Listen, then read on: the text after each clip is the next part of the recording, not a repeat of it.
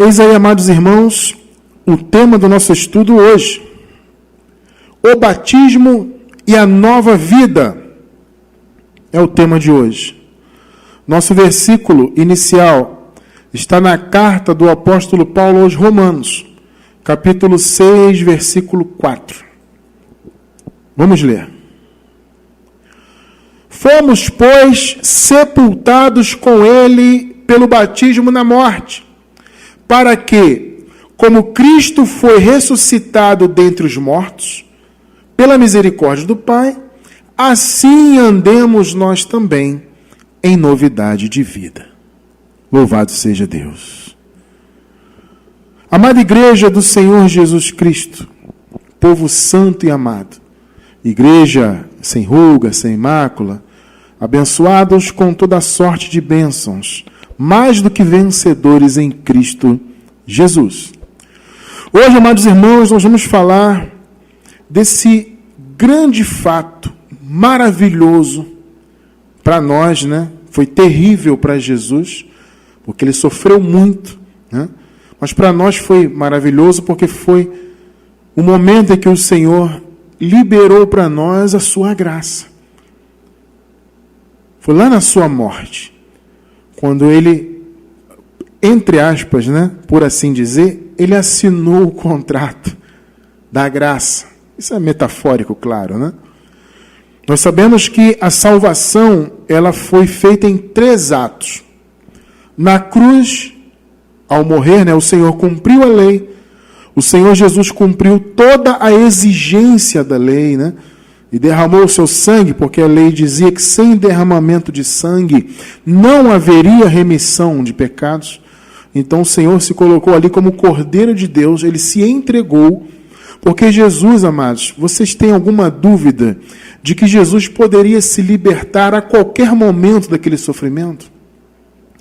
Com a sua fé, com a sua autoridade, vocês acham mesmo que ele não poderia se libertar e derrotar todos aqueles ali? Ele poderia, mas ele não o fez. Porque o Senhor sempre soube ali do seu chamado. Ele era, em carne, o Cordeiro de Deus. Então ele foi, se entregou, foi levado à cruz, morreu de maneira terrível, derramou o seu sangue pelos seus eleitos, para reconciliar consigo o mundo, o cosmos, né? Novamente. Então ele morreu, foi o primeiro ato. O segundo ato foi a sua ressurreição, obviamente, porque se Jesus não tivesse ressuscitado, a sua morte teria sido em vão, não faria sentido, né? Então o Senhor morreu e ao terceiro dia ressuscitou. E o terceiro ato foi a sua vinda, a sua parousia no ano 70, como nós já estudamos muitas vezes, né? Nós temos aí, atualmente, nós estamos agora no primeiro domingo de 2020, dia 5 de janeiro de 2020. Atualmente nós temos 12 estudos, estudo à beça, né? Muita coisa, um bom conteúdo, sobre escatologia consumada, tá? Se você quiser assistir a esses estudos e entender essa questão do ano 70, da parousia, aqui embaixo do vídeo, na gravação, tem um link. Eu vou deixar o link para você aqui embaixo do estudo completo, dos 12 estudos da escatologia consumada. Então, esses 3 atos concluíram a salvação predestinada por Deus, né? Então, lá na cruz foi o início de tudo. Na cruz, o Senhor nos deu o verdadeiro batismo. E é exatamente isso que as pessoas não entendem, abençoados. Por quê? Porque a religião, ela é tradicionalista e ela é cerimonialista. Eles adoram uma tradição de homens, eles adoram uma cerimônia. E por que eu estou falando isso? Porque a visão do sistema religioso, em geral, em especial os que se dizem cristãos, né? Seja qual for o segmento, são muitos segmentos, seja qual for ele, a visão deles é que o batismo ainda em vigor é o de João. Nós sabemos que João Batista ele batizava nas águas para arrependimento de pecados. Nós sabemos disso. E sabemos também que o batismo de João foi um batismo de transição. O próprio João Batista deixou muito claro: eu batizo com água para arrependimento, mas ele, Jesus, vos batizará com o Espírito Santo e com fogo. Então, o batismo de Jesus é um e de João Batista é outro. Tanto que, se vocês observarem na história, os discípulos de Jesus batizavam o batismo de João, porque era um batismo transitório, naquela época era válido, tá, fazê-lo, porque eles estavam em período de transição ali, né, de um pacto para outro. Jesus estava cumprindo a lei, então aqueles que vinham se batizavam, né, naquele símbolo de lavagem, de se lavar, etc., né? Então, o batismo de João foi transitório, era um batismo, inclusive, inspirado até, se você for parar para pensar bem e analisar friamente, havia até um paralelo com o que acontecia na lei, né? Porque na lei havia também as lavagens por meio da água, chamadas na lei de abluções, né? Então, a lei também havia esses banhos, essas lavagens da carne, né? Então, o batismo de João acabava que tinha uma inspiração naquilo, naquela lavagem carnal e simbólica, né? E foi, portanto, um período um batismo de transição, como o próprio João disse, né? E você nota que os discípulos batizavam, eu ia dizer isso, agora eu estava esquecendo, me lembrei, e Jesus mesmo não batizava. O próprio Jesus não realizava o batismo de João. Os discípulos faziam, João fazia, mas Jesus não. Por quê? Isso tem um simbolismo, isso não é por acaso. Por que acontecia isso? Porque o batismo de Jesus era outro. Foi único e definitivo, né? Então, aí você pergunta assim, mas irmão Cristiano, nós víamos na igreja primitiva, depois da cruz, né, as pessoas batizando. Claro, amados, isso são fatos históricos e incontestáveis. Na igreja inicial primitiva havia todo aquele conceito, né? Eles estavam muito próximos, inclusive eles estavam vivendo aquele período transitório da lei para a graça, né? Período este que acabou definitivamente no ano 70 com a parousia de Jesus. Então a igreja primitiva estava muito próxima daquilo, e o único batismo que eles conheciam era o de João, naquele iniciozinho. Por isso que você vê, Felipe batizou o eunuco, o Pedro batizava ainda, depois da cruz, ainda batizava para arrependimento de pecados. Você vê que isso não faz sentido, uma vez que os pecados foram aniquilados na cruz, né? O pecado foi aniquilado na cruz, e na ressurreição de Jesus, o povo de Deus foi justificado, né? O apóstolo Paulo diz que o Senhor ressuscitou para a justificação do povo de Deus. Então, você batizar para arrependimento de pecados, depois do que Jesus havia feito na cruz, você vê que isso não fazia muito sentido, à luz da revelação do verdadeiro evangelho. Mas eles faziam, por quê? Porque era o batismo que eles conheciam, né? Eles estavam naquele ritmo inicial, todos os discípulos de Jesus batizavam no batismo de João. E até o próprio apóstolo Paulo, que veio depois, né? Estava em uma viagem, ele foi interrompido, né? O Senhor o derrubou no chão e o questionou: por que me persegues, Saulo? Interessante isso, né? Paulo veio posteriormente, e o próprio apóstolo Paulo passou por um batismo de João, passou por esse ritual, né? E o próprio Paulo diz que ele mesmo, Paulo, chegou a batizar. Paulo fala, escrevendo aos Coríntios, ele fala: eu batizei alguns, eu não me lembro, mas eu batizei fulano, batizei cicrano, eu não me lembro se batizei algum outro, porque Cristo não me enviou para batizar, mas para pregar o Evangelho. Você vê que Paulo coloca a pregação do Evangelho como algo superior. Alguns interpretam essa frase de Paulo no sentido de: não, Paulo não batizava porque ele não tinha tempo. Não, não é isso, amado.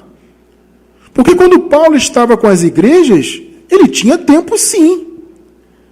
Né? É evidente que Paulo era um missionário, ele vivia viajando daqui e dali, levando a palavra, mas periodicamente ele ficava com os irmãos, passava um período com uma igreja, com outros irmãos, aqui e ali. Obviamente ele tinha tempo de realizar esse tipo de cerimônia, mas o Paulo recebeu a revelação do Senhor no terceiro céu, do novo pacto, do que Jesus tinha feito na cruz de fato. Então o apóstolo Paulo compreendeu a revelação de qual foi o verdadeiro batismo. Por isso que o apóstolo Paulo fala: eu nem me lembro se batizei algum outro. Você vê que, se você observar bem as palavras do apóstolo, há até um certo desdém, né? Eu batizei fulano, batizei ciclano, eu não me lembro se batizei algum outro. Cristo não me enviou para isso. Eu tenho que pregar o evangelho. Ou seja, Paulo entendia que aquilo era uma cerimônia que que vinha lá diante da cruz, que vinha de João Batista, e que era um batismo de transição. É claro que Paulo, no início, né, ele esteve com os outros apóstolos, obviamente recebeu deles instruções para tal, mas em algum momento o Senhor Jesus revelou a graça para Paulo. Entende? Jesus falou, olha, o meu batismo não é esse da água é de João. O meu é outro. Amados, olha só, nós temos estudos sobre o batismo. Eu vou tentar procurar, se Deus quiser, eu vou procurar alguns links. Eu vou pedir a minha esposa para anotar ali para mim, para eu não esquecer, sobre estudos sobre batismo. Nós temos texto, temos um estudo em vídeo. Eu vou colocar o link embaixo do vídeo na gravação, tá? Você que está pela gravação, é só você abrir aqui embaixo o box de informações do vídeo. Você vai encontrar diversos links e, inclusive, o link desses estudos sobre batismo. Eu vou deixar aí embaixo, tá? E também, anotem para mim também, abençoada, sobre a escatologia consumada. Eu vou deixar também o link aí para os irmãos dos 12 estudos, tá? Para quem está pela gravação, tá bom? Então é isso, amado. O Senhor Jesus revelou a Paulo o verdadeiro batismo. Só que as igrejas hoje, imitando ainda os outros apóstolos, imitando o próprio João Batista, seguem com esse ritual porque eles veem, entende? A igreja tradicional, as igrejas, chamadas igrejas, né? As denominações, o que elas fazem? Elas veem na Bíblia, João batizou, os discípulos batizavam, Pedro batizou, Filipe batizou eunuco, fulano batizou fulano, o próprio Paulo batizou um ou outro, então eu tenho que batizar. Ou seja, eles não fazem uma análise histórica, contextual, né, do que foi o batismo, eles não fazem uma comparação do batismo de João e de Jesus. Eles não percebem que são batismos distintos. Então eles seguem com esse ritual de limpeza simbólica da carne que não faz sentido hoje. Por quê? Porque na cruz os pecados foram limpos definitivamente. Mas o sistema hoje insiste, aí eles inventam várias desculpas, né? Alguns até entendendo que o pecado já foi aniquilado, até dizem que batizam só por um símbolo, eu batizo porque é bonito, é uma cerimônia bacana. Amado, olha só, nós temos que andar pelo que a palavra revela. A palavra revela que o batismo de João foi um batismo importante? Obviamente que foi, mas ele foi transitório. Nós estamos hoje, não só hoje, mas desde que Jesus fez a sua obra e completou a sua obra, nós estamos submetidos ao seu verdadeiro batismo. Então o que a religião diz hoje? Não, você tem que batizar no batismo antigo, que é o de João, contrariando o evangelho, obviamente, só para fazer uma cerimônia, porque é bonito, porque não sei o quê.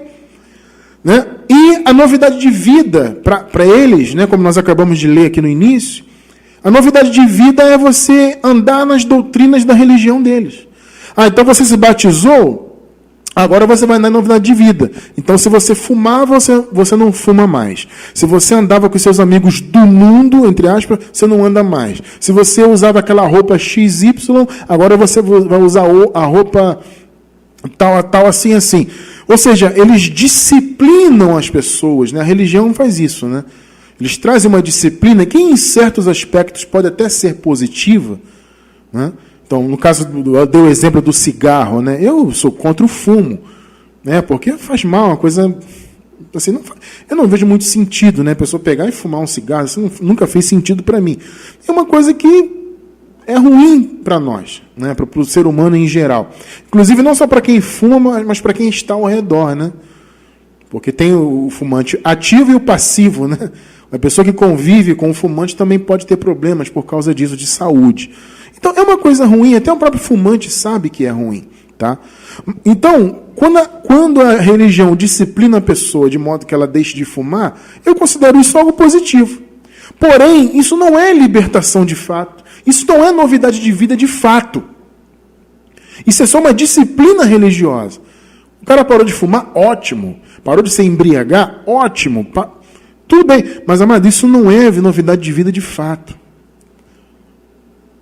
Você entende isso? Não é a luz do evangelho. É um tipo de nova vida religiosa.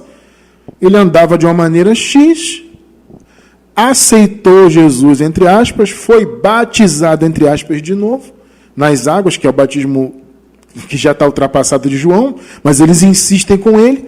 Então o cara é batizado de novo, ou de novo não, nas águas, e aí ele muda e entra no ritmo da igreja. Repito, isso é disciplina religiosa. Isso não é transformação e não é vida nova, verdadeiramente falando. Entende? Então, o que o apóstolo Paulo está falando aqui em Romanos capítulo 6, ele não está falando de uma transição religiosa.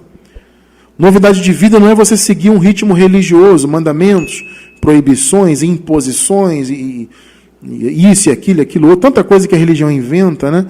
Não, quando Paulo fala de batismo, ele não está falando de você deitar num tanque de água, numa praia, num rio. Não é disso que Paulo está falando. Paulo está falando do verdadeiro batismo, da verdadeira nova vida. Então vamos caminhar nesse conhecimento.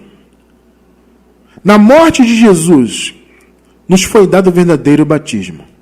Muitos pegam esse versículo inicial que nós lemos agora há pouco, Romanos 6,4, para basearem o que eles fazem hoje. Batiza nas águas, né? Então tem todo aquele símbolo, a pessoa deita na água. A maioria faz batismo por imersão, né? Alguns fazem por aspersão, existem alguns modelos, tal. No meio protestante, a maioria é por imersão, né? Então a pessoa deita, tem aquele símbolo, morreu para o mundo, ressuscitou para Deus. Gente, é tudo um simbolismo, mas aquilo não tem valor nenhum prático. É só simbolizar. Sabe, nós vivemos, amados, na graça. Graça não é simbolismo, graça é o bem real. Vocês entendem a diferença? Você não tem que simbolizar o que você já tem. Na época da lei, eles faziam os simbolismos, né? Todas aquelas práticas da lei, tudo aquilo era inútil. Aquilo não tinha valor nenhum, na realidade, é tudo simbólico. Tanto que o apóstolo chama a lei de sombra, né? É uma sombra. O bem real é Jesus. É o que Jesus fez. Então esse simbolismo religioso não tem valor prático nenhum. É só simbólico, é só aparente, é só... A gente não tem que viver de aparência, a gente tem que viver do bem real. Sabe? Então as pessoas, poxa, Cristiano, você não faz um batismo? Não, mas Jesus já fez o batismo. Para mim, o batismo que ele fez foi suficiente. E o problema é que o sistema protestante, né? Os evangélicos e pentecostais e tradicionais, neopentecostais e etc., eles pegam esse versículo que nós acabamos de ler na abertura aqui, que fala do batismo e da novidade de vida, e eles isolam do contexto. Porque, amado, se você observar o contexto, basta um versículo no contexto, para você ver do que Paulo está falando. Paulo não está falando aqui em Romanos 6,4 de você deitar num tanque de água e ter uma novidade de vida sendo religioso. Paulo não está falando disso. Veja só o batismo que ele está falando, no versículo 3, um versículo anterior, Romanos 6,3. Olha a pergunta retórica que Paulo faz aqui para os romanos. Ou porventura, ou igreja de Romanos, ignorais que todos, observe bem aí, todos nós, quantos fomos batizados em Jesus Cristo, fomos batizados na sua morte? Pegou o contexto? Você vê o problema de se isolar versículos do contexto? As pessoas pegam Romanos 6,4 e dizem que é o batismo na água, no tanque, na piscina, dentro do salão do templo, entre aspas, né, que eles falam, e que você simbolicamente morre, ressuscita e tem a novidade de vida agora religiosa. Esse batismo que Paulo está falando aqui ou não? Vamos ler de novo 3? Ou porventura ignorais. Vocês ignoram? Vocês não têm noção? O que Paulo está perguntando? Em Romanos, que todos nós que fomos batizados em Cristo Jesus, fomos batizados lá na sua morte. Então, que batismo Paulo está falando aqui? Do verdadeiro. Não é o de João, simbólico, transitório, que se fazia no iniciozinho ali, antes de Paulo receber a revelação, né? A igreja fazia ali no início e tal. Virou, na verdade, um ritual da igreja, né? Inicial ali. Até que a revelação foi dada ao apóstolo. Do verdadeiro batismo. Então ele está argumentando aqui. Vocês não estão sabendo, não, que o verdadeiro batismo foi feito na cruz? E aí fica a pergunta: em que consiste este batismo? O qual nos foi realizado na morte. Você entende? Alguém pergunta, irmão Cristiano França, você é um irmão que prega a palavra, você não faz um batismo, cara? Vira e mexe, agora até menos, eu confesso, Mas no início do nosso trabalho ministerial, eu recebia muitas mensagens. Poxa, mas que igreja é essa? Que irmão é esse que diz que prega a Bíblia e não batiza ninguém? Jesus já batizou todos quantos foram batizados nele. Está escrito aí. Então eu não tenho que fazer um batismo que Jesus já fez, o dele já foi feito. Então por isso que Paulo falou, eu batizei um, batizei outro na água, mas eu nem me lembro se batizei algum outro. Jesus não me enviou para isso. Então, o que consistiu, né? O batismo realizado na cruz, o verdadeiro. Vamos ver? Primeira coisa, o que consistiu o batismo de Jesus que já está em nossa vida, nós já nascemos, inclusive, submetidos a esse batismo. Número 1, a morte, a destituição do velho homem. O velho homem, amados, ele não tem mais poder de trazer condenação. Por quê? Porque o velho homem, para Deus, ele está morto. Ele foi morto lá na cruz. Para nós, o velho homem está vivo aqui, biologicamente. Aquilo que eu sempre explico, né? Biologicamente, e apenas biologicamente, o velho homem está aqui vivo. Mas no que se refere ao seu efeito de condenação, por quê? Porque o velho homem, o pecado está nele, ou seja, o desejo de fazer o mal. Né? Recentemente, até nós estudamos isto, né? O apóstolo Paulo fala, no capítulo 7, inclusive, da própria carta aos Romanos, né? Paulo fala sobre a carne, ele diz que a carne é o mal que estava nele, que ele queria fazer o bem, mas o mal estava com ele. Interessante, né, o Paulo falando isso. E o mal era a carne dele, de Paulo, né? Então, a carne ela está aqui, ela tem seus desejos, a carne tem suas inclinações, e ela tem um desejo de fazer o mal. Né? Só que antes da cruz, antes do pecado ter sido aniquilado, né, havia a lei além da carne. Então, a lei e a carne andavam juntas. Por isso que Paulo, no capítulo 8 da carta aos Romanos, ele diz que a lei estava enferma pela carne. Porque lei e carne é como se fosse uma coisa só. A carne atuava para o mal e a lei trazia condenação, né? A palavra diz que a lei era a força do pecado. Então a lei trazia o conhecimento do pecado e trazia má consciência do pecado e trazia, consequentemente, a condenação. Então, carne e lei atuavam juntas na condenação. Por isso que o povo estava, antes da cruz, morto espiritualmente. Por causa da atuação da carne junto à lei. Na cruz, o que o Senhor fez? Ele matou a carne neste sentido. O Senhor tirou as atribuições condenatórias da carne, porque na cruz ele aniquilou a lei, consequentemente ele cumpriu a lei, né? Consequentemente aniquilou o pecado, a gente já vai ver isso aqui biblicamente. E tirou da carne as armas de condenação que ela trazia. Então, o velho homem hoje, ele ainda tem desejos maus? Tem. Ele ainda tem inclinações? Muitas das vezes pode até nos levar a fazer o mal? Sim, mas ele não tem mais poder de nos condenar eternamente. Esse é o ponto.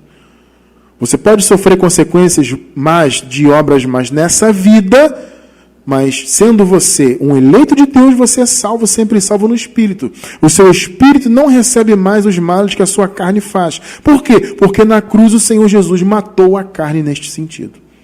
Então, para Deus, a nossa carne está morta. Ou seja, ela está inoperante no que se refere a nos condenar. Porque a carne não tem mais a lei para trazer condenação. Então, o Senhor Jesus tornou o pecado obsoleto na cruz, o aniquilou, consequentemente aniquilou o poder da carne em nos condenar. Vocês estão compreendendo? Então, o velho homem morreu. Ele só está vivo biologicamente, mas do ponto de vista da sua atuação condenatória, ele não tem mais poder. Romanos 6,6. Em que consistiu o batismo na cruz? Aqui, ó. Sabendo isto, que o nosso velho homem foi com ele crucificado. Olha só, meu irmão, vamos raciocinar com calma. Muita calma, sem pressa, vamos lá. Sabendo isto, que o nosso velho homem foi com Jesus crucificado. O que aconteceu com Jesus na cruz? Ele não morreu?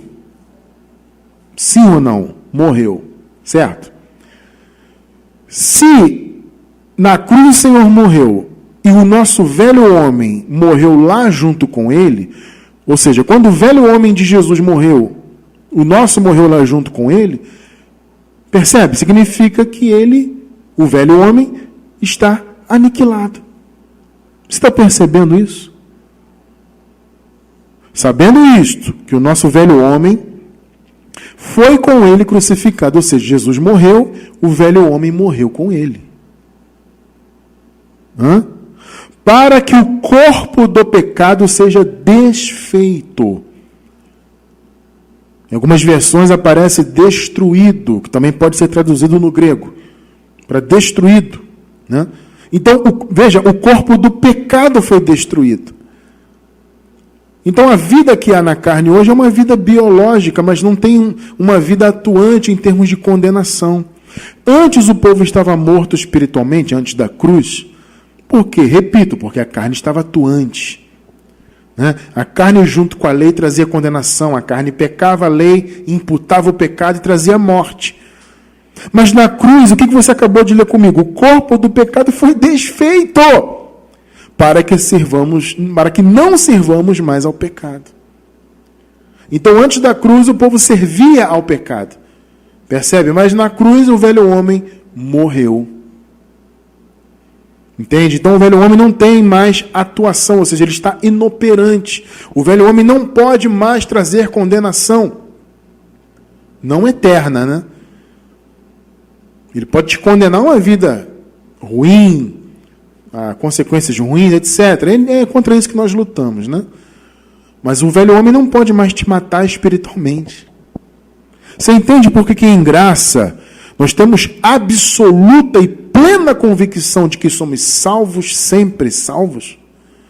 Essa história que salvação se perde é uma heresia absolutamente ridícula do sistema religioso. É uma maneira de colocar um medo nas pessoas, né? Para que as pessoas estejam presas ao sistema deles. Porque o medo ele é uma prisão. Fala a verdade, uma das maiores prisões que existem para a pessoa é o medo.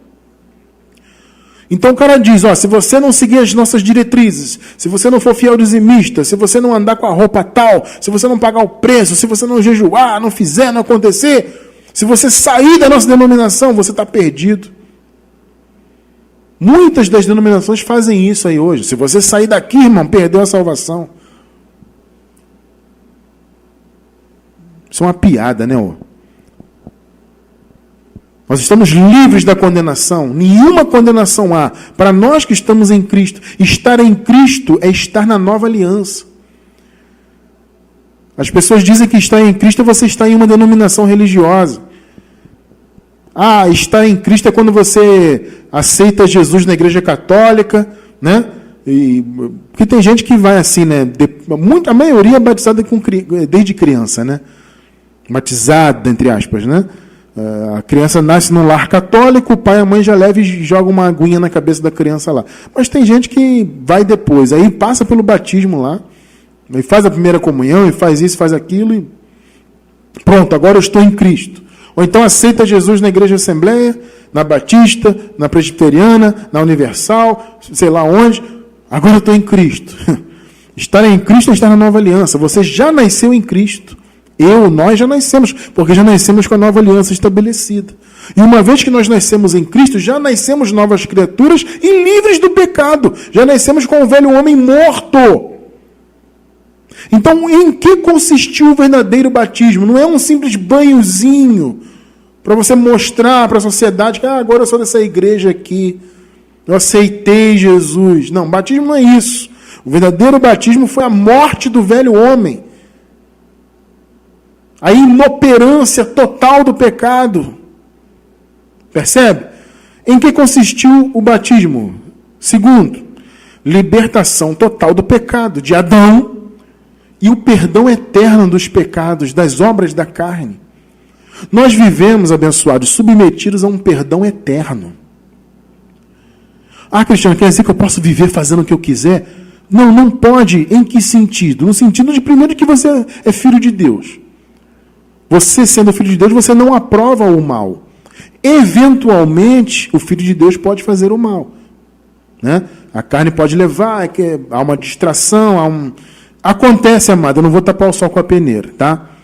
Eventualmente. Isso é uma coisa. Outra coisa é você amar e aprovar o mal, né? Entende? Então, o filho de Deus, ele não aceita o mal. Ele não quer viver no mal. Eventualmente, ele pode praticar o mal e ele vai colher as consequências desse mal. Mas a eternidade do filho de Deus está perfeita, porque ele está perdoado para sempre. Nós temos um estudo em vídeo, se eu não me engano. Vou pedir ao meu amor para anotar ali para mim. O eterno perdão da graça. Entenda que esse eterno perdão, mais uma vez, não é uma licença para você fazer obras mais, irmão. Porque, olha só, eu vou falar uma coisa para adultos espirituais aqui. Então, prepare-se para o que eu vou falar. Licença para fazer o mal você até tem. Não é todo mundo que pode ouvir isso, né? Eu peço a Deus que você tenha uma mente adulta em Cristo para você entender o que eu estou falando. Irmão Cristiano, por que você está dizendo que nós temos uma licença para fazer o mal? Porque o apóstolo Paulo lhe disse que todas as coisas nos são lícitas. Sim ou não? Todas as coisas nos são lícitas. Todas são todas, boas ou ruins. Só que ele fala, nem tudo convém. Então, é uma questão de quê? De proibição? Não, é uma questão de conveniência. Então, o eleito de Deus, a pessoa que é filho e que tem um Espírito de Deus dentro de si, ela vai entender que não é conveniente certas práticas. Ela não é proibida de fazer. A própria consciência dela, revelada pelo Evangelho, vai afastá-la daquilo. A carne vai querer, mas ela vai pensar, não, mas isso não é para mim. Licença para fazer obras más você tem, todo mundo tem. Agora, a questão é você aprovar as obras más. Recentemente nós falamos, eu não lembro agora o tema, seria bom lembrar para colocar. Hoje tem vários temas hoje que eu estou sugerindo, né? Nós falamos sobre essa questão do pecado. Amor, anota aí para mim. Gente, eu me esqueci o tema agora, mas é um estudo recente nosso, que fala sobre essa questão do pecado, das obras da carne. Vou pedir ao meu irmão para anotar ali, eu vou pesquisar e colocar para vocês. Eu não lembro o tema exatamente. Ou seja, o Senhor morreu na cruz, ele destituiu o velho homem do seu poder condenatório, ele matou o velho homem, então, neste sentido. Para Deus, o velho homem já está morto neste sentido. E o Senhor fez o quê? Aniquilou, então, consequentemente, o pecado, né? E liberou o perdão eterno. Então você está perdoado. Cristiano, então eu fiz uma obra da carne, eu estou perdoado para sempre. Agora, você vai colher os males dessa obra. Entende isso? Você não vai perder sua salvação, a sua eternidade. Isso não, porque a salvação já está consumada. Agora, quem é que quer viver o mal? Quem que, sendo filho de Deus, tendo o Espírito Santo dentro de si, vai querer viver o mal? Deliberadamente, entende o que eu estou falando?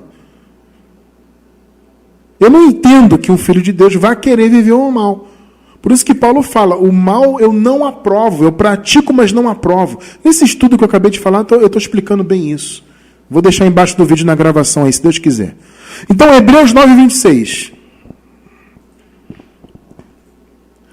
De outra forma, necessário lhe fora, ou seria, né, padecer muitas vezes desde a fundação do mundo. Está falando de Jesus aqui, está dizendo o seguinte, olha, se Jesus fosse atuar como na lei, então seria necessário ele morrer desde a fundação do mundo. Porque na lei era assim, né? Sempre era oferecido sacrifícios todo ano pelos pecados. Então está falando aqui, se Jesus fosse fazer como é na lei, ele teria que morrer desde o início. Mas não, agora, na consumação dos séculos, uma vez por todas, olha só, o Senhor se manifestou. Ou seja, uma vez por todas é o quê? Para sempre. Para aniquilar o pecado. Olha aí, meu irmão. Como é que alguém do sistema diz que o povo é pecador, está debaixo do pecado? Se o Senhor aniquilou o pecado, o pecado que é o desejo de fazer o mal está na carne? Claro que está, porque a carne é isso. Mas você não está submetido mais à sua carne, porque a carne morreu. Você entendeu isso? A carne não pode trazer consequências espirituais para você. Ela vai trazer consequências na vida diária, se você quiser e deixar. Mas eu sei que você não vai querer e não vai deixar, porque você é filho de Deus. Agora, dizer que você está submetido ao pecado, que você é pecador, que vai perder a salvação, que tem que batizar, tem que passar um óleo, tem que fazer jejum, e tem que fazer campanha. Não! O Senhor aniquilou o pecado pelo sacrifício de si mesmo. Ou seja, foi lá no sacrifício, foi lá na cruz, foi no batismo. Em que consistiu o batismo ao qual nós estamos submetidos até hoje? A destituição do velho homem. O velho homem foi aniquilado, morreu. O Senhor cumpriu a lei, pôs fim à lei, porque o fim da lei é Cristo. Consequentemente, ele pôs fim ao pecado, porque é a lei que dava força para o pecado. Então, ele pôs fim ao pecado e ele aniquilou. No grego, aniquilar é atetesis, significa tornar inoperante, obsoleto, sem efeito. Então, é isso, o sentido é esse. Ou seja, o pecado, a obra má que a carne comete, ele não tem efeito em nossas vidas em termos espirituais, em termos de eternidade. E o Senhor aniquilou o pecado. Então, ponto final. O batismo foi isso. E ele liberou, então, o perdão eterno. Colossenses 2, 13 e 14. Eu vou ler aqui a Nova Versão Internacional. Quando vocês estavam mortos em pecados, olha o que eu falei agora há pouco, né? Que o povo antes da cruz, Paulo está falando aqui de antes da cruz. Quando, lá antes da cruz, vocês estavam mortos debaixo do pecado, espiritualmente mortos, né? E na incircuncisão da sua carne, que Paulo está falando para gentios, né? Deus os vivificou juntamente com Cristo. Essa foi a primeira ressurreição, inclusive, né? A ressurreição espiritual. Então vocês estavam mortos no pecado, debaixo da lei, no caso, né? Cristiano, os gentios não estavam debaixo da lei. Não, eles não estavam no sentido de que eles não haviam recebido a lei da parte de Deus, para zelar pela lei. Mas eles estavam, sim, submetidos aos males da lei. Porque a lei, ela não veio só para diagnosticar o pecado do judeu, não. A lei, ela veio para diagnosticar e para imputar o pecado no homem como um todo. Agora, por escolha de Deus, os judeus receberam a incumbência de cumprir a lei e de guardá-la, mas a lei afetou toda a humanidade, amado. Tá? Então, quando vocês estavam mortos em pecados na incircuncisão da sua carne, Deus os vivificou, ou seja, Deus trouxe vida para o seu espírito, juntamente com Cristo. Ele nos perdoou todas as transgressões. 14. E cancelou. Anote aí, sublinha, se você tem uma Bíblia aí, sublinha essa palavra aí. E cancelou a escrita de dívida, que consistia em ordenanças. Eu te pergunto para você, que escrita de dívida é essa? É a lei. As ordenanças da lei. Ele cancelou, está escrito. A escrita de dívida. Então a lei trazia dívida espiritual. Trazia condenação, trazia morte espiritual. Porque, mais uma vez, a lei e a carne atuavam juntas. Então a carne pecava, a lei imputava o pecado, trazia o conhecimento do pecado e assim trazia morte espiritual. O que o Senhor Jesus fez? Ele cancelou essa dívida. Ele cancelou a escrita de dívida. Não tem dívida na tua vida, não espiritual. Se você tem dívida como é que é, irmão? Casa Bahia, né? Eu tenho que pagar, meu irmão. Tá? Você fez uma prestação lá para comprar um celular novo lá na Casa e Vídeo. Tem que pagar, meu amado. Mas espiritualmente não, você não tem que pagar nada. Espiritualmente tudo já está pago. E cancelou a escrita de dívida, que consistia em ordenanças, é a lei, e que nos era contrária. O que ele fez? Ele a removeu, pregando-a na cruz. Pegou aí, não? O que consistiu o batismo? É isso aqui. O batismo foi a aniquilação do velho homem, a destituição do poder do velho homem. Foi o fim da lei, o cumprimento dela, pelo sacrifício de Jesus, a aniquilação do pecado. E o perdão eterno, ou seja, a dívida que existia por causa da lei, foi cancelada. Foi paga. Ponto final. Está entendendo o que é batismo de verdade? É isso. Em que consistiu o batismo? Número 3. Da purificação da consciência do povo de Deus. Porque a lei, irmão, ela trazia má consciência. A consciência de que a pessoa estava debaixo do pecado. Inclusive, infelizmente, o sistema religioso insiste em ressuscitar essa má consciência. Vocês percebem isso? A má consciência, infelizmente, ela existe ainda hoje. Por quê? Porque as pessoas estão submetidas às obras da lei. Então, o sistema religioso, as denominações, a religião aí chamada cristã, principalmente, coloca na mente do povo o quê? Que o povo está em pecado, que o povo vai perder a salvação, que o povo tem que fazer campanha, tem que fazer o jejum para purificar, tem que comer Páscoa para ter comunhão, tem que passar um óleo na cabeça para não sei lá para quê. Eles inventam de tudo. Isso faz o quê? Faz com que as pessoas tenham má consciência.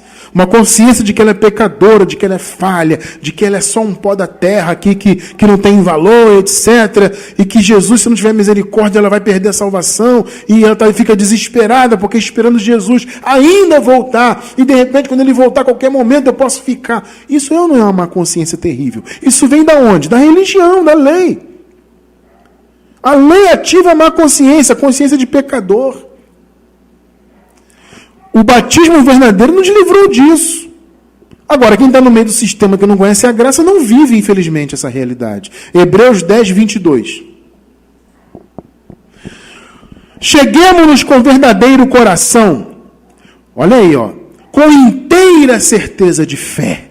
Com certeza absoluta, né? Tem que ser inteira certeza. Quem é filho de Deus tem inteira certeza. Tendo os corações purificados da má consciência, que vinha da lei. Todo o contexto da carta aos Hebreus é para falar da lei, do fim dela. O Paulo faz um paralelo. Nós entendemos que foi Paulo que escreveu a carta aos Hebreus, mas independentemente disso, o conteúdo da carta é todo voltado para isso. Para fazer um paralelo de Jesus com Moisés. Dizer que Jesus, ou seja, a graça, é superior a Moisés, que a lei já era obsoleta. Toda a carta aos Hebreus é para isso. Então, cheguemos-nos com verdadeiro coração, em inteira certeza de fé, tendo os corações purificados da má consciência. A consciência de pecado, a consciência que você é pecador, que está em maldição, isso tem que sair da tua mente. E o corpo lavado com água limpa. Essa água limpa é a palavra. Jesus disse para os seus discípulos: vós já estáis limpos pela palavra que vos tenho falado. É o que Paulo fala, que a igreja foi purificada com a lavagem da água pela palavra. O que é água limpa? É a palavra limpando o nosso entendimento, a nossa consciência. Então, a má consciência que a lei de Moisés trazia para o povo de pecado, ela não pode estar em nossa vida. Por quê? Porque nós estamos submetidos ao verdadeiro batismo. O batismo feito na cruz purificou a consciência do povo, retirou a consciência de pecado. Então, eu, cristiano, não vivo em má consciência de jeito nenhum. Eu não fico achando, eu sou pecador, vou perder a salvação, Deus está aborrecido, e Deus vai pesar a mão, e porque o pecado, e porque... Não. Eu vivo em paz com Deus. Romanos 5 diz, né? Vivemos em paz com Deus. Paz com Deus. O sistema não deixa as pessoas terem paz com Deus. As pessoas vivem apavoradas com Deus. É a má consciência que a lei traz, que a religião traz. Então, o que consistiu o batismo? Recapitulando: a destituição do velho homem, obviamente, a aniquilação do pecado, uma vez que o velho homem foi aniquilado, o pecado foi, né? O perdão eterno, o cancelamento da escrita de dívidas. Então, esse é um perdão eterno. E a limpeza da consciência do povo. Isso que consistiu. O batismo verdadeiro é esse. É a limpeza da consciência. É o fim do pecado. É o perdão eterno. É o velho homem morto para Deus. Percebe? Vamos voltar ao primeiro versículo. Agora, entendendo o que é batismo de verdade, vamos ler. Fomos, pois, sepultados com ele pelo batismo na morte, para que, como Cristo ressuscitado dentre os mortos pela glória do Pai, assim andemos nós também em novidade de vida. Agora você vê que está frisado aí, novidade de vida. Que vida nova é essa? É você ser religioso?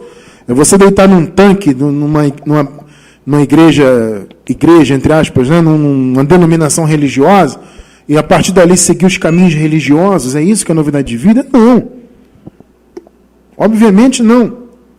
Novidade de vida é você entender que você já está numa nova aliança, que o velho homem já foi morto para Deus. Tudo está aqui na mente, no entendimento.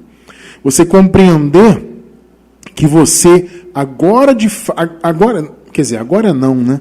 Você já nasceu nova criatura. Isso é novidade de vida para começar. É você entender que você é uma nova criatura. A novidade está aí. Você entender que você é outro. Você não é o seu velho homem.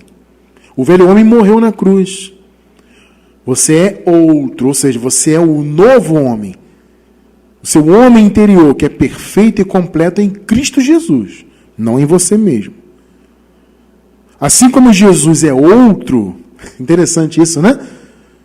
Como assim, Cristiano? Jesus não é o mesmo? Gente, Jesus é o mesmo, mas é uma outra manifestação. Antes da cruz era Jesus de Nazaré. Agora é Jesus Cristo nosso Senhor, Jesus ressuscitado. São duas manifestações. Por isso que o apóstolo Paulo diz que ele é outro. Então, da mesma maneira que Jesus já ressuscitado é outro, ou seja, Jesus não é mais Jesus na carne, ele é outro, outra manifestação, nós também somos outros. Você não é essa carne. Por isso que a gente, aqui em Graça, nós sempre afirmamos que nós não somos esta carne. Nós estamos esta carne. A carne é um invólucro, mas nós somos o nosso homem interior. Romanos 7, 4. Vamos ler a metade final do versículo, a segunda metade. Aqui Paulo falando que nós temos que pertencer ao outro Jesus. Olha só. Para pertencerdes a outro. Que outro é esse, Cristiano? Aquele que ressuscitou dentre os mortos. Aqui no contexto, no Romanos capítulo 7, desde o início do versículo 1, o apóstolo Paulo está falando fazendo uma alusão de um casamento. E ele fala de dois maridos. Na metáfora que ele usa, existe o marido que morreu e o marido que está vivo. Nessa metáfora, o marido que morreu é Jesus de Nazaré, obviamente. E o outro é o marido que está vivo, que no caso é aquele que ressuscitou. Ah, Cristiano, é o mesmo Jesus. Gente, é o mesmo Jesus. Jesus e Jesus sempre. Como diz a palavra, ele é o mesmo ontem, hoje e eternamente. É o mesmo Jesus. Mas ele é outro em que sentido? É uma outra manifestação de Jesus. Então, antes da cruz manifestada em carne como Jesus de Nazaré, como cordeiro. Esse cordeiro morreu, derramou seu sangue. Ele ressuscitou como outro. Ou seja, uma outra manifestação. Manifestado de uma outra maneira. Como? Como aquele que ressuscitou. Então você entende o chamado que nós temos de nos entendermos como outros? Ou seja, não nos vendo em carne, né? Mas nos vendo espiritualmente, não nos vendo segundo o velho homem que já morreu, mas entendendo que nós já somos novo homem, nova criatura. Você já nasceu nova criatura, porque você já nasceu com a obra consumada. Então, para pertenceres a outro, aquele que ressuscitou, a fim de que frutifiquemos para Deus. Você dá frutos para Deus a partir do momento que você entende que Ele é outro, Ele é o ressuscitado. E você entende que você é uma nova criatura. Você não é mais velha criatura morreu já. Agora você é nova, já nasceu nova. Ah, mas Cristiano, eu tenho um velho homem. Sim, ele está aqui, biologicamente ele está vivo. Mas para Deus ele já morreu. Ele não pode mais te condenar. Ele não pode mais te matar espiritualmente. O velho homem está destituído. Ele foi despojado. Você entende isso? Nós pertencemos ao Jesus ressuscitado, ao outro, e nós somos outros também. Nós não somos essa carne, nós somos outros. Nós somos novas criaturas, nós não somos a velha criatura. Então, andar em novidade de vida é você entender isso. Não é você ter uma mudança religiosa. Eu fazia essa prática, eu faço aquela. Tudo bem, mais uma vez eu digo, algumas disciplinas religiosas são importantes. E mudanças sim acontecem em nossa vida em termos de prática, mesmo para nós que estamos em graça. É evidente que você conhece o verdadeiro evangelho, ele transforma a sua vida, e claro que ele vai mudar a sua vida, as suas atitudes. Mas ele não vai mudar por meio de mandamentos, entende? O evangelho não te muda por meio de observâncias, né? De ordenanças de homens, de mandamentos religiosos, não. O evangelho te transforma e te muda por meio da revelação da palavra. As suas atitudes mudam, não porque alguém manda você mudar, algum homem, algum sistema, alguma denominação. Não. Você muda porque a palavra te muda de dentro para fora. Novidade de vida é isso. Então, novidade de vida é você entender que você é nova criatura, já nasceu nova criatura, consequentemente, é você dizer não ao velho homem. Porque eu digo para vocês o seguinte, o velho homem, como eu falei, para Deus ele está morto em termos de trazer condenação, ele está inoperante, ele não pode mais te matar espiritualmente. Ponto final. Mas ele está vivo biologicamente nesse mundo aqui, nesse período que nós estamos passando aqui na Terra, né? E o velho homem, a carne, tem seus desejos, suas inclinações para o mal. Então, por mais que você tenha licença para fazer o que você quiser porque tudo é lícito, você obviamente não vai se envolver com tudo.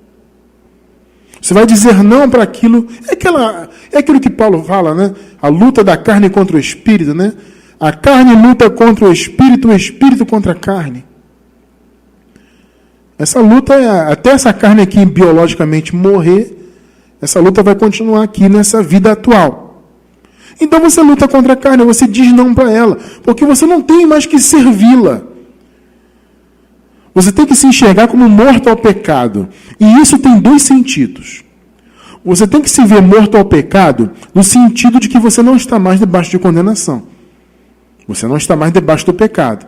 Mas você também tem que se ver morto ao pecado no sentido de não mais praticar as obras que a carne manda você fazer. E isso é novidade de vida. Não é ser religioso. É você entender o que o batismo verdadeiro fez para a tua vida, que nós já vimos aqui. É você entender que você agora é uma nova criatura. Assim como Jesus é outro, ou seja, ressuscitado, você também é outro, uma outra nova criatura.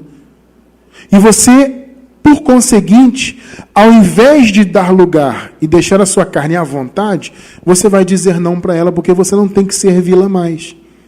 Romanos 6, do 10 ao 13.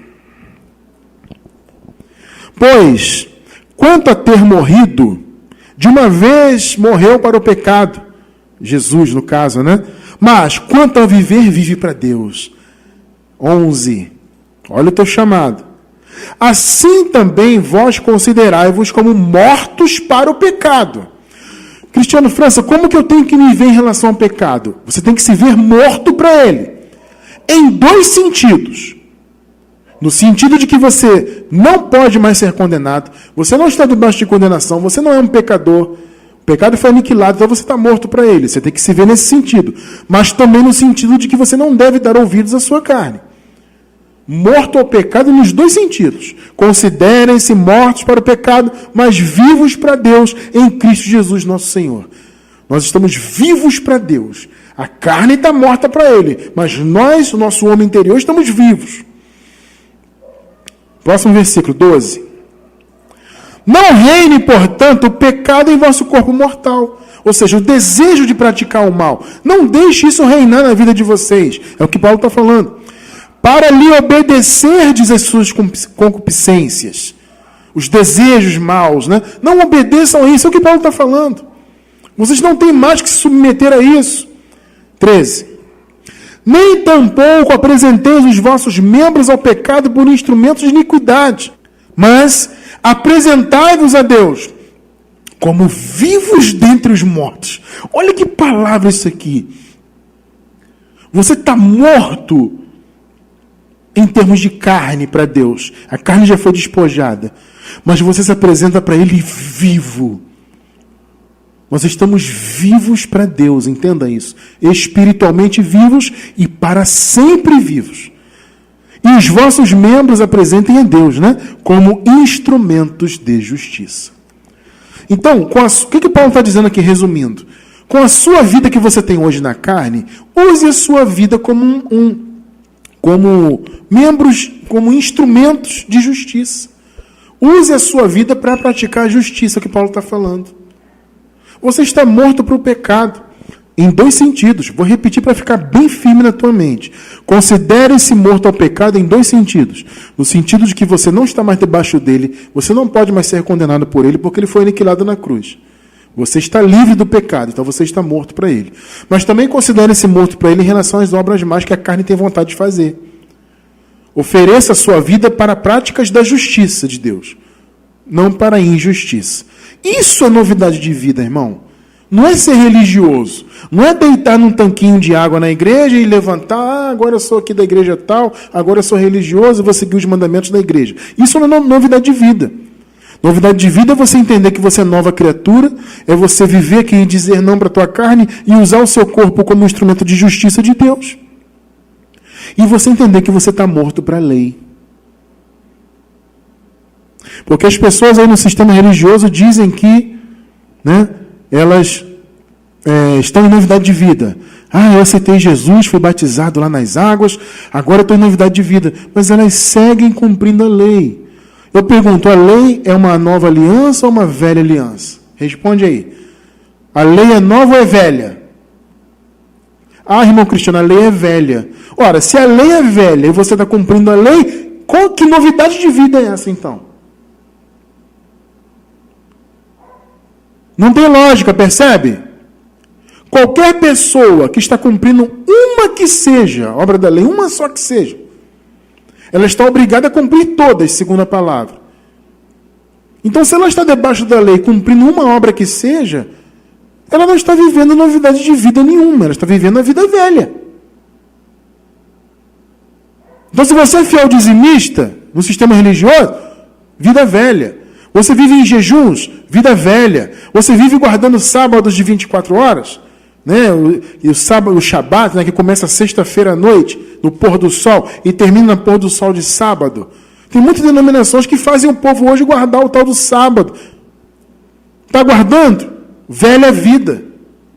Está comendo Páscoa? Velha vida. Percebe isso?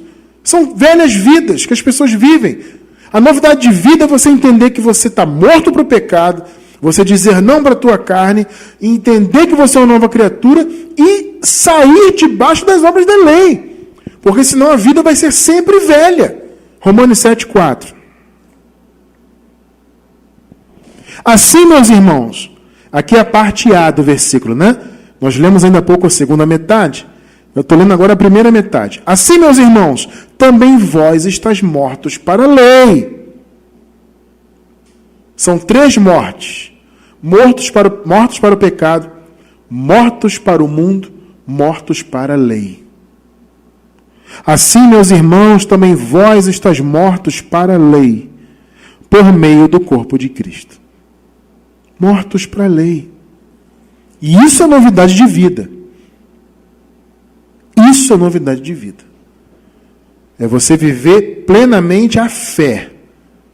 Ou você vive a lei, ou você vive a fé. Não dá para misturar as duas coisas.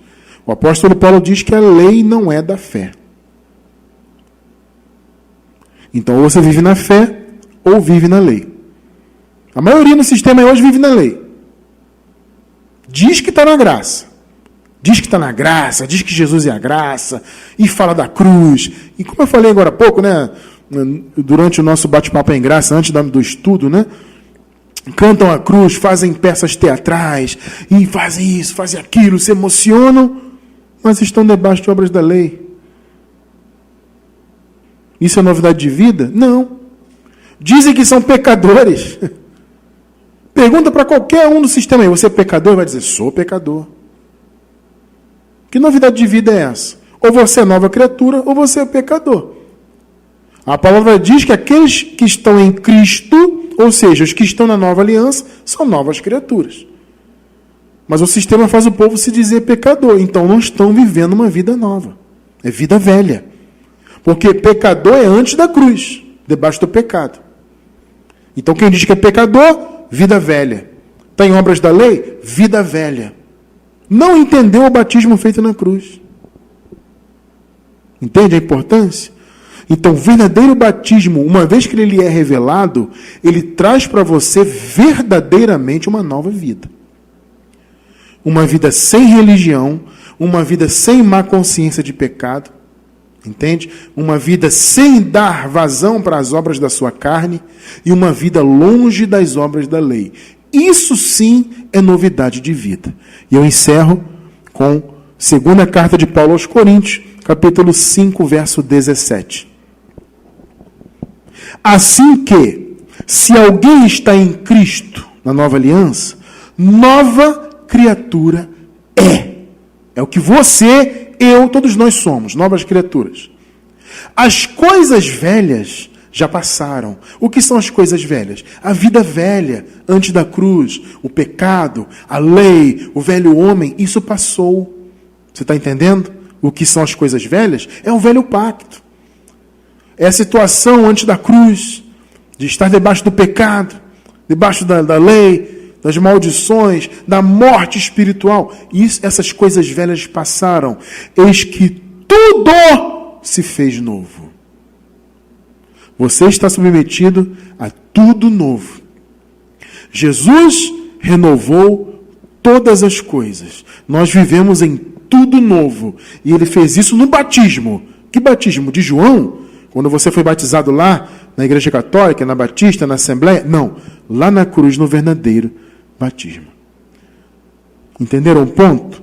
Entenderam o que é o verdadeiro batismo? E quais as consequências dele? É isso.